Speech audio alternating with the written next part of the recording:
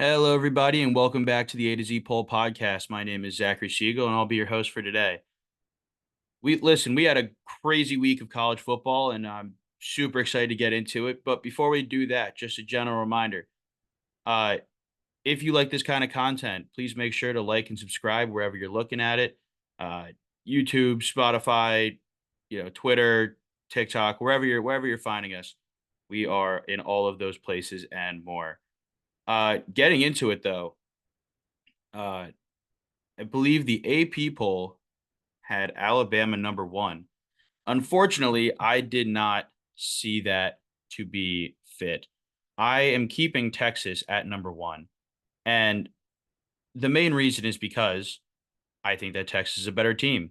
Look, this Georgia win is definitely the most impressive win that has happened to by a football team this season.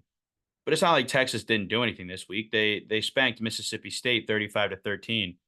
They're doing it with a backup quarterback, right? It's not like they're eking out these wins against these, these non-conference teams. They are going in and beating the crap out of every team that they face.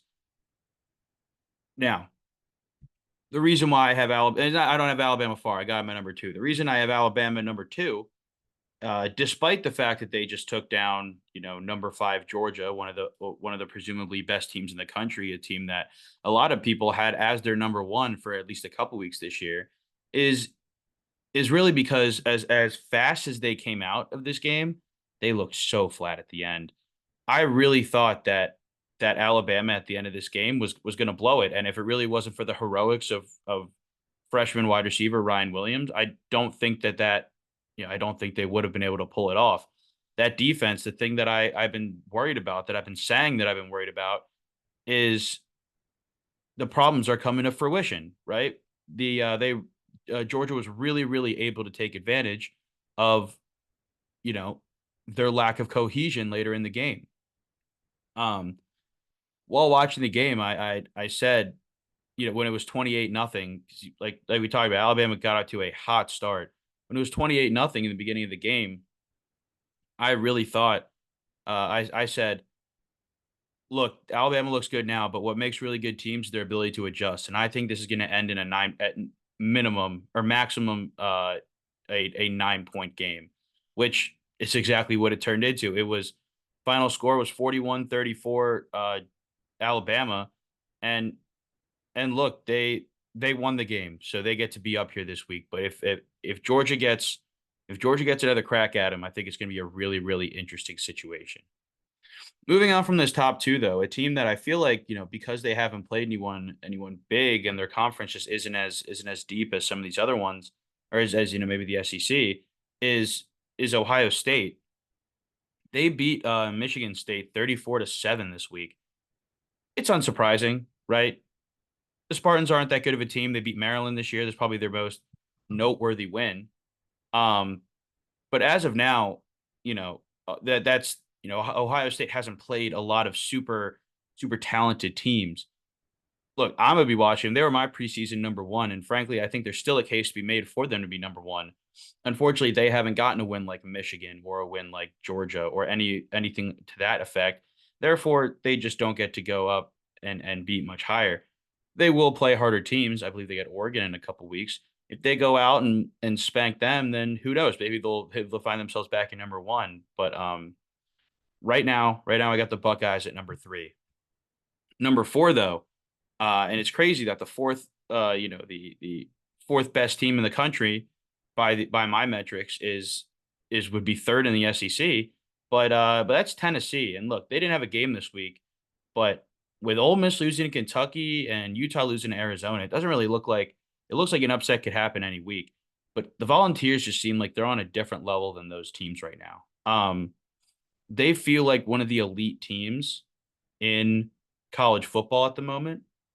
And in order for them to make it as far as they have and as far as they will, they're going to need to have a complete team. And I think that right now, I've said this at the beginning, that I think that Tennessee has the best defense in college football right now, and they're going to have to prove it in order to actually win all these games. But right now, without obviously losing last week as they were on a bye, and with some of the teams they have coming up, if they can pull off some of these upsets, they're going to be a very, very dangerous team come playoff time. All right, now number 5, probably the end of where I would probably the line after number 5 of where I would put the quote unquote elite teams. Not to say that any teams below this aren't good, but here's where I think the line draws between the elite teams.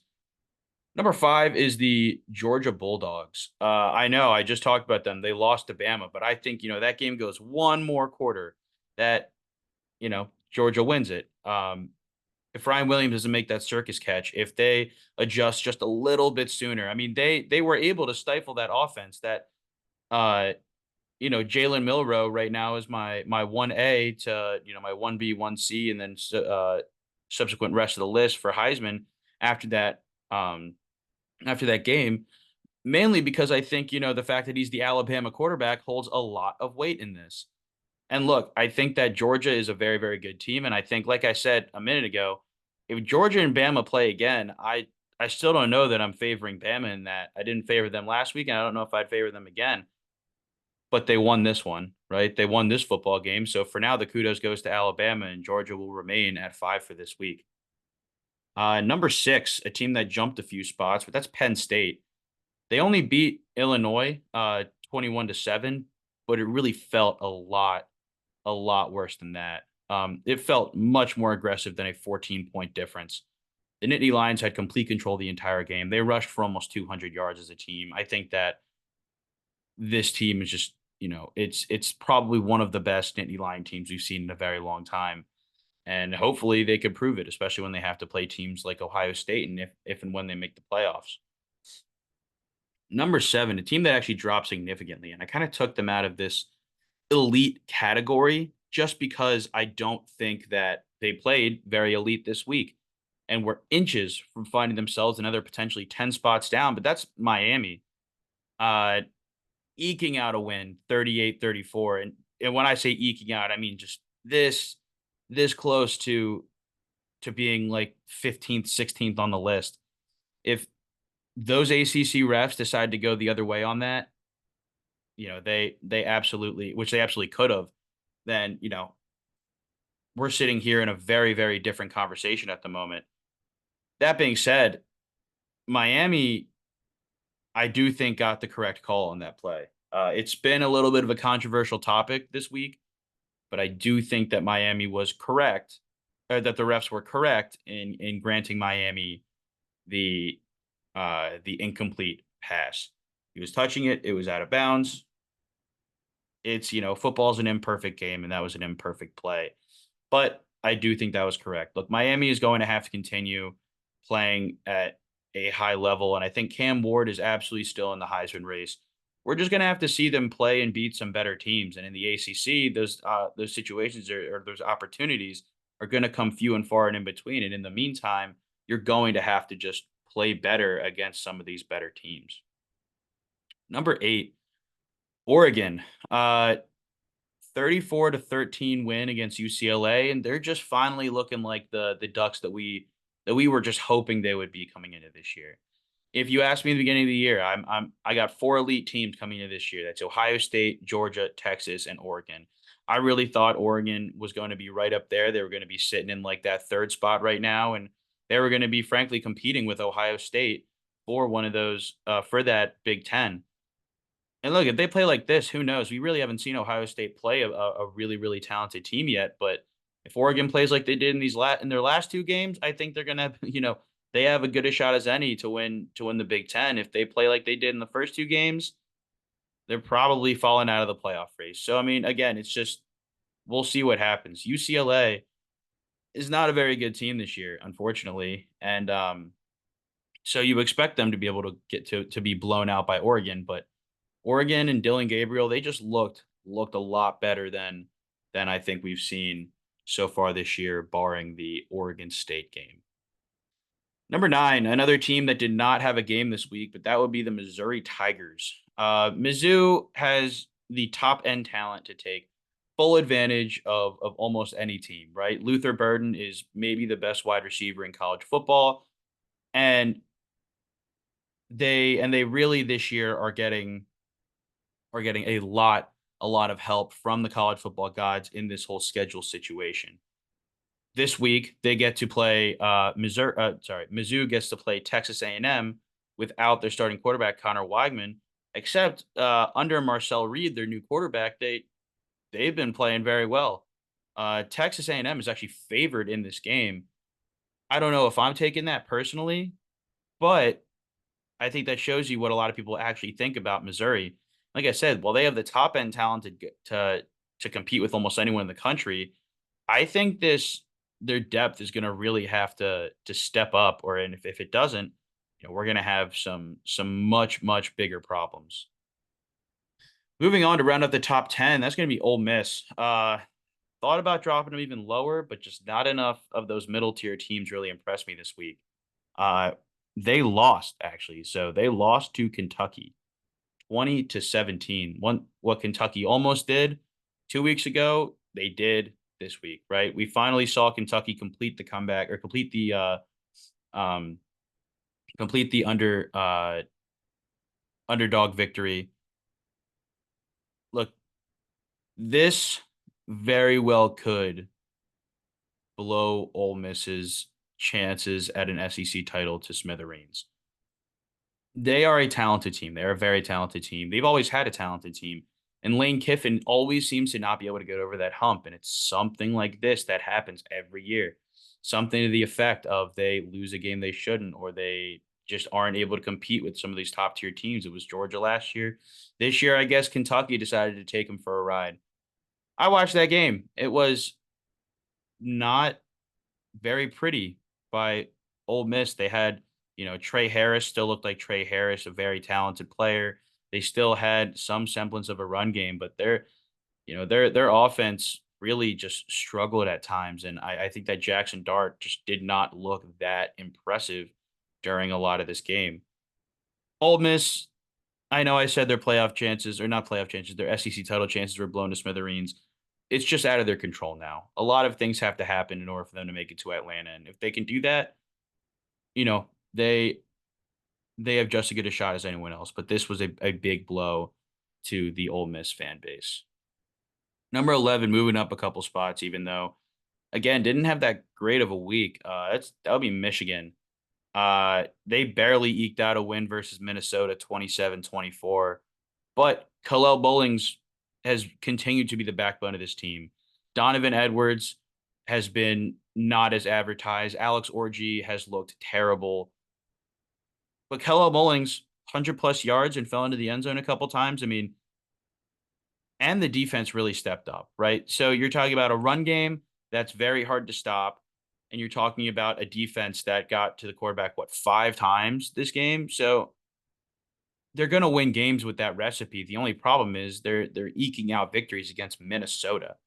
It's not like they're doing this against an Ohio State or a Penn State or even an Illinois. They're doing it against Minnesota, a team that just frankly is not very good either. So at this point, Michigan keep winning games the way that you know how to win games, but it just doesn't. I don't know how this is going to translate to future success. Number 12, Iowa State. Probably not probably the highest Big 12 school after some crazy upsets this week. But Iowa State handled business this week, especially on defense. They won 20-0 against Houston, and running back Abu Sama finally had his breakout games, going for just over 100 yards and fell into the end zone for the first time this season. Matt Campbell's squad is so veteran and so good. They really have just a lot to offer in every way. Like I said, they remind me a lot of Illinois, and Illinois played a very tough team. We'll talk about them later. But right now, Iowa State just seems like they're on a roll, and they're one of two 4-0 teams, or undefeated teams, I should say, in the Big 12 right now. And I don't know, like their team just seems so disciplined and so poised when you watch them play. And now that you have the additions of Abu Sama and some of the other, guys actually stepping up, who knows what this team can do. As of now, I guess I say it every week. There's a new one. I guess this is the Big 12 front runner. I don't know, but we'll find out as I'm sure next week I'll be saying something different. Number 13, the Louisiana State University Tigers.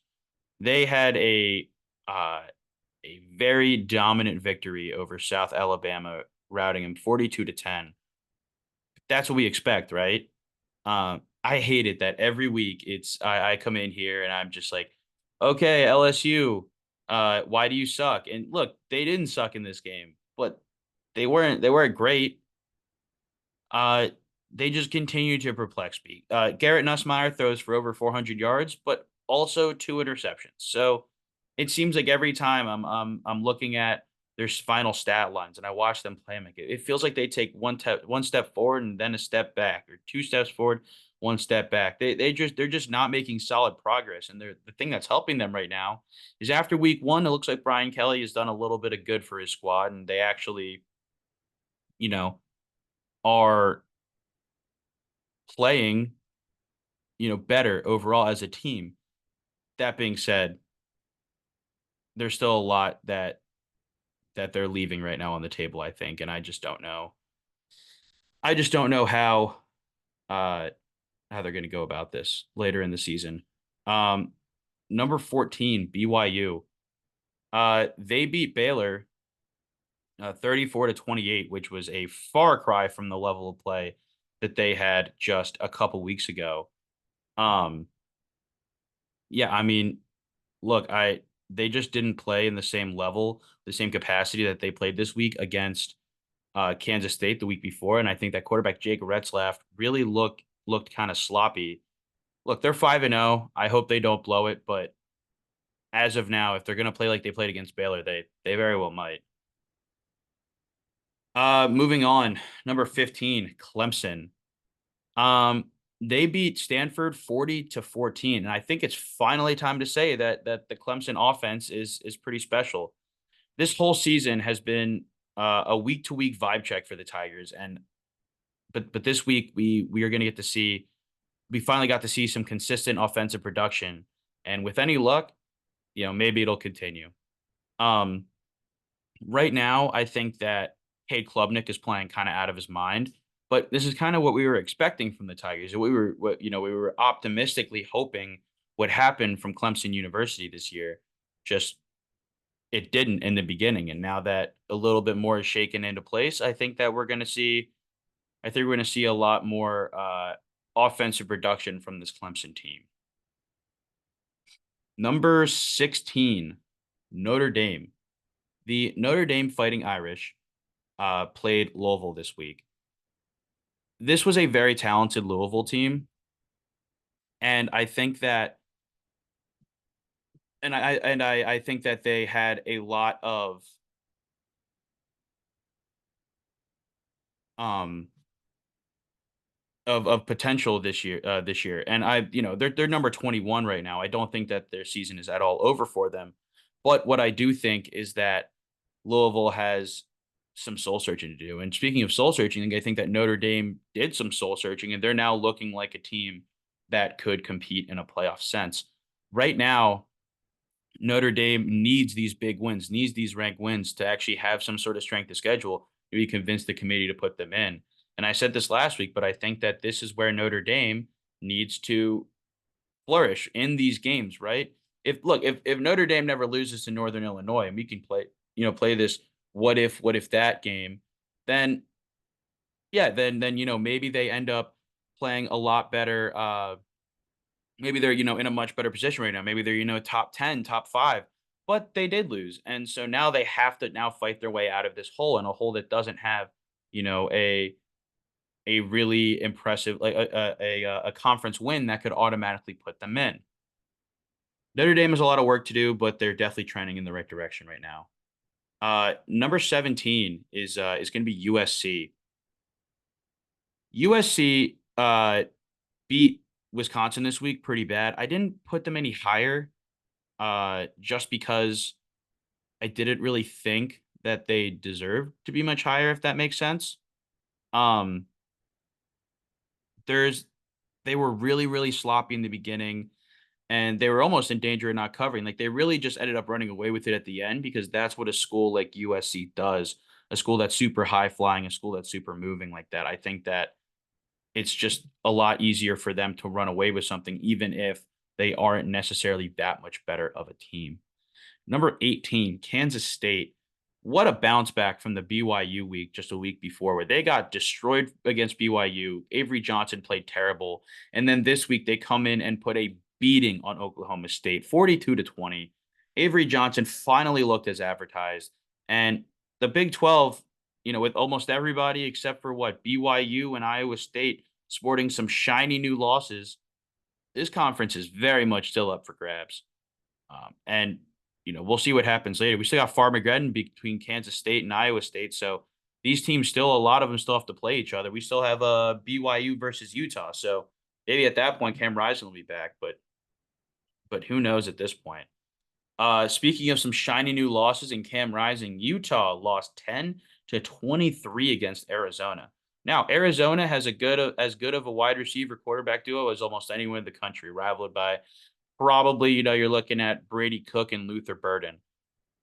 I think that right now, John Whittingham's squad is hurting without their starting quarterback. Isaac Wilson, we thought he was going to be super serviceable. We thought he was going to be able to get you where you needed to be.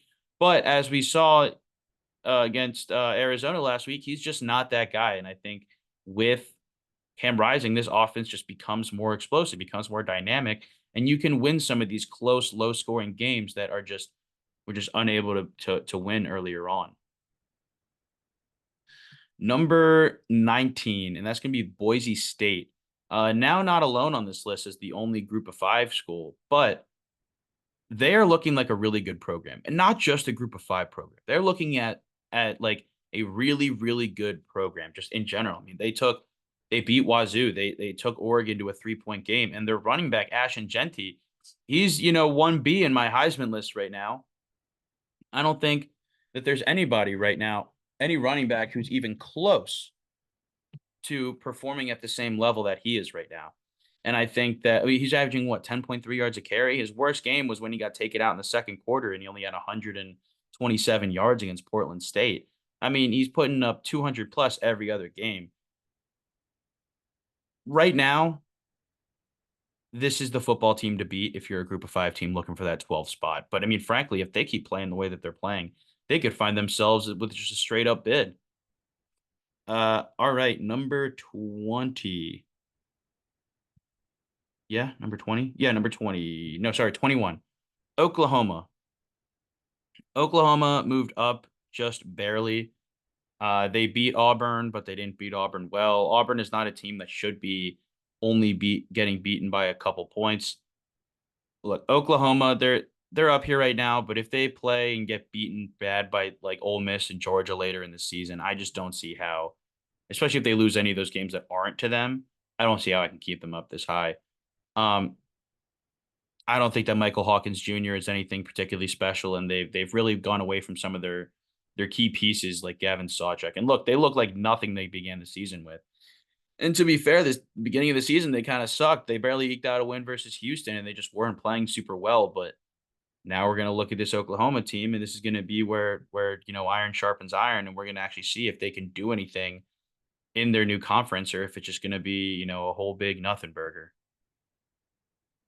Number 22, Louisville. They got to face number 16 Notre Dame, and they lost. This does not mean that much, I think, for Louisville as far as the ACC championship game. I think this was a much bigger game for Notre Dame. This is a little bit more of a sizing up game for the Cardinals. That being said, I do think that they did not play up to their potential. And if they do play up to their potential, they could find themselves, ceiling where they were last year, if not, catch a team like Miami or Clemson slacking in the ACC tournament or the ACC championship game. I think Louisville is, very talented, and I think they have the pieces to be able to make a move in a conference like this. I just don't think that they played up to their standards the last game. Number 23, the Indiana Hoosiers. They really ran away with it against Maryland, and they didn't even look that good.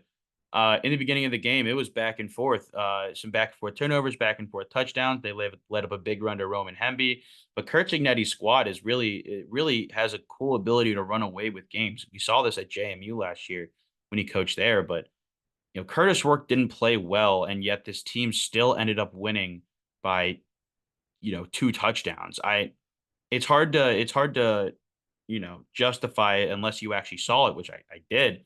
But this team just looks better than I think what people are expecting. They're playing with much more of a purpose than I think we were expecting to see. Uh Number 24, I put Illinois. They lost to Penn State, and it is just clear that they are not quite in that number 2 to even maybe 3 echelon of the Big Ten quite yet. They had that good win over Nebraska, but I just don't think that they have the person. Look, experience only gets you so far, and right now they just looked overwhelmed, and this this Andy Kotelnicki offense is going to take Penn State really far. And unfortunately, Illinois under Luke Altmaier just is not. It's just not quite there yet. All right, to round out this list, number 25, the UNLV Rebels. I actually had a tie at 25 this week. Just realizing this now as I'm looking at it. The UNLV Rebels were tied. I couldn't decide. We're tied with also Rutgers. UNLV destroyed their conference mate, Fresno State, 59-14, despite their starting quarterback, Matthew Saluka, deciding, getting gypped out of nearly $100,000 in NIL money and deciding they didn't want to do it. They didn't want to play it. He didn't want to play anymore. Um, like as far as the Mountain West Conference goes, the 2 top group of 5 teams right now are Boise State and UNLV. And it's probably going to come out of that conference. Whoever ends up beating who or ends up winning that conference will probably get that 12th seed. If both keep winning, maybe both of them find themselves in the top 12. But at this point in the format, I just have a hard time seeing that happen. But tied with UNLV at number 25 is Rutgers. They took down a Washington team that, although there's a lot of differences, right? They don't have Kalen DeBoer, they don't have Michael Penix. They now got Jed Fish and Will Rogers, but they're still a very, very talented team as far as just general personnel goes, and from a skill, just general roster power index kind of standpoint. And they, went into New Brunswick and lost to the Scarlet Knights. I think that Rutgers has been really holding their own and just playing some really, really good football recently. All right, that rounds out the top 25, or I guess 26 this week. My honorable mentions are Army and Navy, which side note, if this Army Navy game has playoff implications, someone needs to let me know where I can find some cheap tickets because I have to get there. And right now they are $600, which I cannot afford. James Madison, Nebraska, Kentucky, Arizona, Colorado, SMU, Duke, Boston College, Iowa, Texas A&M, and Pitt, whatever, Pitt. My Heisman watch. This was a week of just not being able to make any serious decisions because I have a whole bunch of people on this list. Right now, I have 1A, 1B, and 1C. So 3 people who I think are equally as deserving of the Heisman right now, and that would be Jalen Milroe, who just put up nearly half of 1,000 yards and 5 total touchdowns against one of the best teams in the country. Travis Hunter, who has his own touchdown interception ratio as a two-way player and is averaging over 130 plays a game, and Boise State running back Ashton Jeanty, who's averaging like 200 yards a game and 10.3 yards a carry, and already has 13 touchdowns. He has over 800 yards and 13 touchdowns. If he was his own FBS football team, he would be 45th right now in rushing yards as teams. There are 90 teams that have less rushing yards than Ashton Jeanty. After that, my number 2 would be Cam Ward. And then I have a whole big line drawn here that says drop off, where I think the next 3 are going where I think the next 3, well, in other years might be, front runners. This year, just we have so much talent up top. I don't see it happening. But for the sake of having 5, Nico Iamaleava from Tennessee, Dylan Gabriel from Oregon, and Iowa's running back Caleb Johnson, who I think has also played phenomenally this year. My games of the week to watch. Friday night, you got Syracuse versus UNLV. Next, you got SMU versus Louisville. Number 10, you got you got number 10 Ole Miss versus South Carolina. South Carolina, a team that absolutely destroyed Kentucky, and then a Kentucky team that came in and beat, at the time, number 6 Ole Miss. Number 25, or tie for number 25, Rutgers versus Nebraska. Uh, Number 7, Miami goes to Cal. And then finally, a battle of Florida, a school that, at this point is making their case for one of the best teams in Florida is UCF versus Florida. I think those are all going to be some really good games. Thanks for listening, everybody, if you made it this far. Again, make sure wherever you're watching, you like, subscribe, follow, keep up with each week. We post them around, Tuesday, Wednesday, Thursday range every week. Um, that being said, go out, watch some football, and I hope your team wins.